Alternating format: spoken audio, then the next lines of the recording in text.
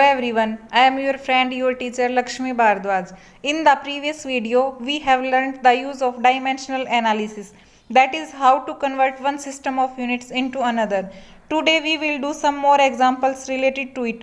Before starting the video, if you like this video after watching, then press on like button, share this video and subscribe this channel by pressing on bell icon. So let us start. सबसे first example हमारे पास, if the value of universal gravitational constant in SI system is 6.6 into 10⁻⁻11 newton metre square per kilogram square, then find its value in CGS system. यानी हमें एक system of unit को दूसरे system of unit में convert करना है। तो सबसे पहले हम जो ग्रेविटेशनल कांस्टेंट है उसकी वैल्यू लिख लेंगे। और ये जो ग्रेविटेशनल कांस्टेंट है ये हमें कहाँ से मिला था? जो हमने न्यूटन्स लॉ ऑफ ग्रेविटेशन किया था उससे। तो जी की वैल्यू क्या है? 6.6 इंटू 10⁻⁻11। इसकी एसआई यूनिट क्या दे रखे हैं? न्यूटन। अब न्यूटन को डिस्कस करते हैं। न्यूटन किसकी एसआई यूनिट होती है? फोर्स की ना। क्लियर है? और फोर्स का फॉर्मूला क्या होता है? Mass into acceleration. और मास की जो एसआई यूनिट है उसको हम सिंपली क्या लिख सकते हैं? किलोग्राम। और इंटू में एक्सेलरेशन की क्या हो जाएगी? मीटर पर सेकेंड स्क्वायर। तो न्यूटन को हमने सिंपली क्या लिख दिया? किलोग्राम मीटर पर सेकेंड स्क्वायर। अब इसी में जो गिवन दे रखा है इसी में इनटू में क्या है? न्यूटन के metre square per kilogram square. इसको हम एज इट इज लिख देंगे।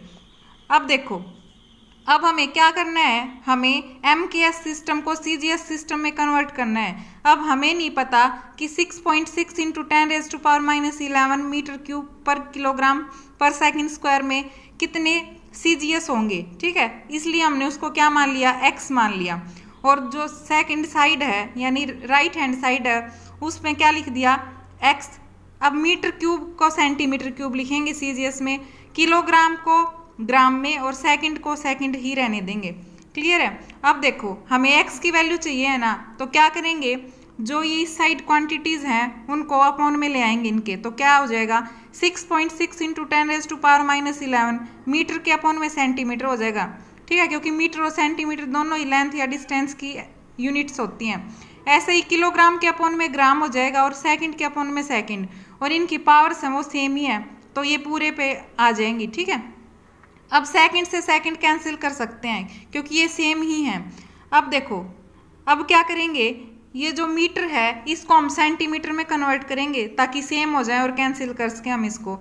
ऐसे ही किलोग्राम को ग्राम में कन्वर्ट करेंगे और सेकंड से सेकंड कैंसिल होके 1 रह गया था। अब हमने कल किया था क्या कि 1 मीटर में कितने सेंटीमीटर होते हैं? 100 ना, तो 1 मीटर की जगह 100 सेंटीमीटर लिख दिया। ऐसे ही 1 किलोग्राम में कितने ग्राम होते हैं? 1000 ग्राम। ठीक है, तो ये लिख दिया हमने और सेकंड से सेकंड कैंसिल हो गया था, यहाँ पे 1 रह गया था जस्ट। अब देखो, अब ऊपर और नीचे सेम यूनिट्स हो गई तो इनको हम कैंसिल आउट कर सकते हैं। तो सेंटीमीटर से सेंटीमीटर कैंसिल हो जाएगा, ग्राम से ग्राम कैंसिल हो जाएगा। क्लियर है? अब देखो क्या रह गया अपने पास? 6.6 इंटू 10⁻⁻11। 100 को हम क्या लिख सकते हैं? 10⁻2 और इसके पूरे की पावर 3 थी ना, तो इसको क्या लिख दिया हमने? 10⁻2 इस पूरे की पावर 3 इंटू में 1000 है। 1000 को हम क्या लिख सकते हैं?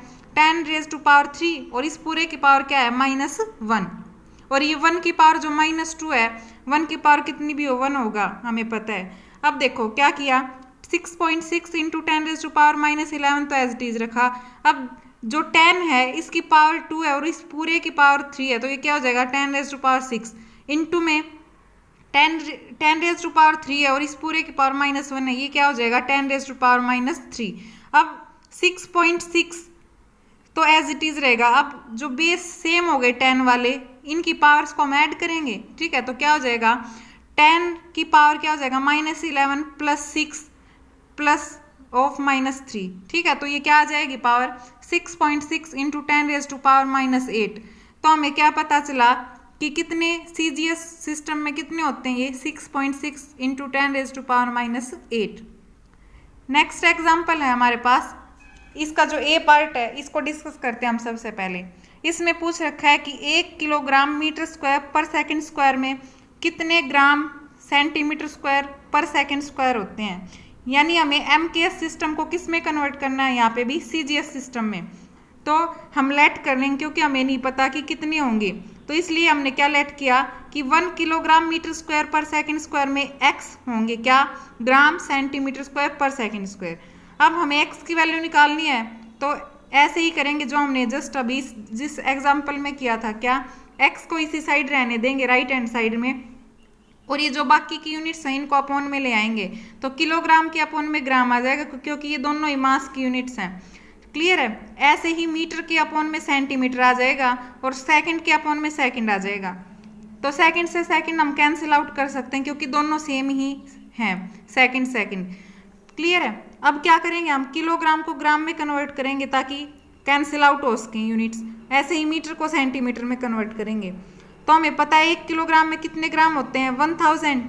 तो किलोग्राम की जगह हमने क्या पुट कर दिया, 1000 ग्राम। ऐसे ही 1 मीटर में कितने सेंटीमीटर होते हैं, 100 सेंटीमीटर हमने पुट कर दिया, और सेकंड से सेकंड कैंसिल आउट हो ही गया था, तो यहाँ पे जस्ट 1 रह गया। तो अब देखो ग्राम ग्राम सेम हो गए तो कैंसिल आउट हो जाएंगे, ऐसे ही सेंटीमीटर सेंटीमीटर सेम हो गए तो कैंसिल आउट हो जाएंगे। अब क्या बचा, 1000 इंटू 100, और इस पूरे की पावर 2 है। क्लियर है। तो 1000 को मैं क्या लिख सकती हूँ, 10 रेज़ टू पावर 3, और 100 को क्या लिख सकती हूँ, 10 रेज़ टू पावर 2, और इस पूरे की पावर 2 पहले से ही है, तो ये हो जाएगा 10 रेज़ टू पावर 4। तो देखो अब बेस सेम हो गया ना, 10 10, यानी 10 रेज़ टू पावर 3 भी है और इनटू में 10 रेज़ टू पावर 4 भी है। अब बेस सेम है तो हम क्या करते हैं, पावर्स को ऐड करते हैं, तो क्या हो जाएगा 10 रेज़ टू पावर 3 प्लस 4, ये क्या हो जाएगा 10 रेज़ टू पावर 7।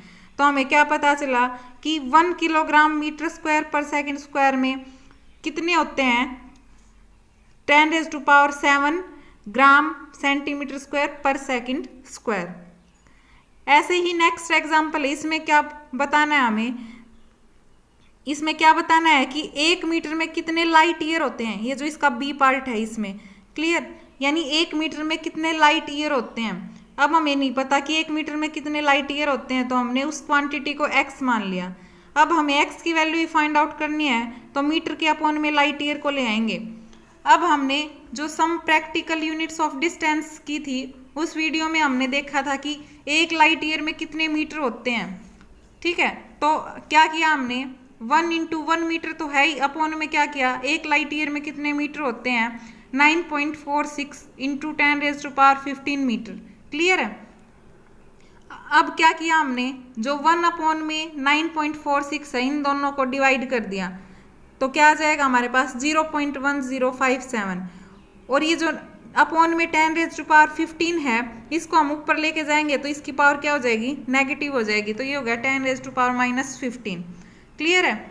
अब देखो ये क्या है, जो क्वांटिटी हमने डिवाइड करके मिली है 0.10 ना, तो इसको हम सिग्निफिकेंट करेंगे, तो क्या करेंगे, हम इसको डेसिमल को एक प्लेस पे रिप्लेस कर देंगे, तो क्या हो जाएगा 1.057 इंटू 10 रेज़ टू पावर -1। ठीक है, और ये इंटू में था ही क्या, 10 रेज़ टू पावर -15।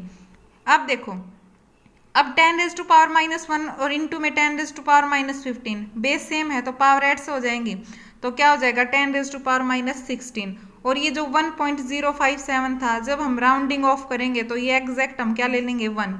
ठीक है, तो x की क्या वैल्यू आ गई, 1 इंटू 10 रेज़ टू पावर -16, यानी एग्जैक्टली क्या आ गई, 10 रेज़ टू पावर -16। तो हमने क्या देखा कि 1 मीटर में कितने लाइट ईयर होते हैं, 10 रेज़ टू पावर -16। तो ये वीडियो हमारी कंप्लीट होती है। अगर आपको ये वीडियो पसंद आई हो तो प्लीज़ इस वीडियो को लाइक करें, शेयर करें, और अगर आप इस चैनल पर नए हैं तो सब्सक्राइब करें। Thank you.